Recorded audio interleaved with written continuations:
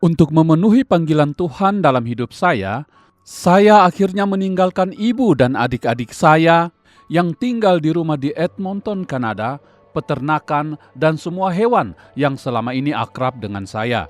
Di hadapan saya terbentang jalan setapak, jalan yang baru, yang belum pernah saya kenal, jalan ke Indonesia. Sesudah beberapa hari melintasi Kanada dengan kereta api, saya tiba di pusat WEC di Kanada pada bulan Maret tahun 1959.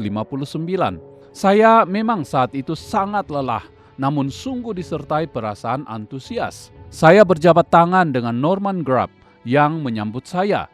Tuhan telah membuka pintu sampai sejauh ini, pastilah saya akan segera tiba di Indonesia, gumamku dalam hati. Namun apa yang terjadi setelah penyambutan yang menyukakan hati itu? Saya masih mengingat dengan jelas kekecewaan yang pertama saya alami ketika saya menyampaikan panggilan Tuhan untuk ke Indonesia. Dari yang hadir, tidak ada yang tertarik mendengarkannya. Saya justru disambut dengan kata-kata yang melemahkan semangat. Kami tidak dapat mengirimkan orang ke Indonesia.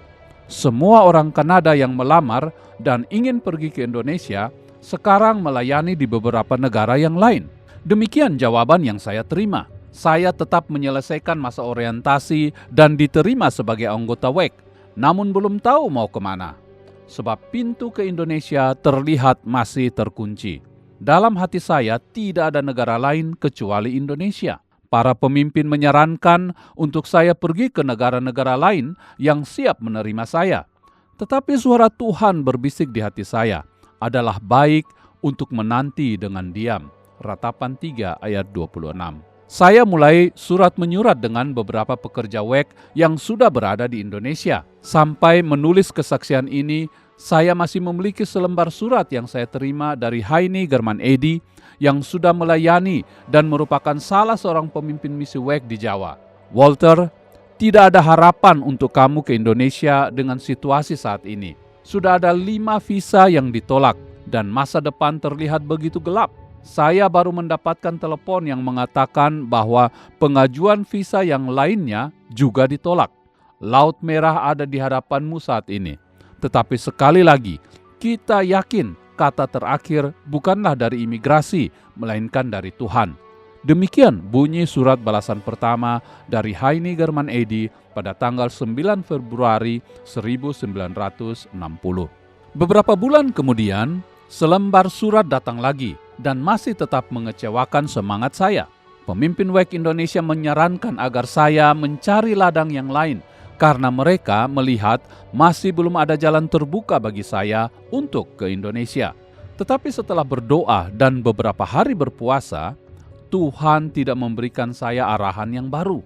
Kenyataannya, Ia menunjukkan kepada saya untuk tetap mempertahankan panggilan saya itu dengan firman Tuhan. Meskipun penglihatan itu masih menanti saatnya, tetapi ia akan segera menuju kesudahannya. Habakuk 2 ayat 3. Kemudian terjadilah rentetan keajaiban. Saya berjumpa lagi dengan Melita, seorang wanita muda yang dulu pernah bertemu dengan saya ketika berkunjung ke sekolah Alkitab. Sekarang dia sudah lulus dari sekolah Alkitab dan telah bergabung dengan WEC pada tahun 1960. Dalam perjumpaan tanpa direncanakan itu, Tuhan berbicara kepada saya melalui sebuah pesan profetik. Aku telah menunjukkan kepadamu kehendakku. Aku adalah Tuhan dari segala yang tidak mungkin. Sebulan kemudian, surat yang lain datang dari WEC Indonesia mengatakan apabila saya masih menunggu untuk datang, mereka akan mengusahakannya lagi. Jadi setelah 1 tahun berlalu sejak surat pertama dari Heini German Eddy, saya kembali mengajukan permohonan visa untuk Indonesia.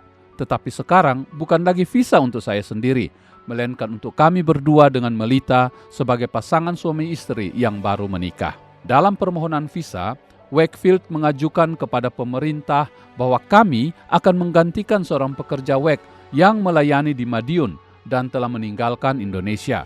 Setelah 5 bulan menunggu, kami akhirnya mendapatkan visa dan 3 bulan berikutnya, kami akhirnya berangkat dengan kapal yang berlayar di bawah jembatan Golden Gate di San Francisco, menyeberangi Samudra Pasifik dan tiba di Surabaya. Selama 35 hari pelayaran dengan kapal dari Kanada menjadi bulan madu kami di atas samudera yang luas. Kapal yang kami tumpangi berhenti di Jepang, Filipina, Thailand, Vietnam, dan akhirnya mendarat di Pulau Jawa.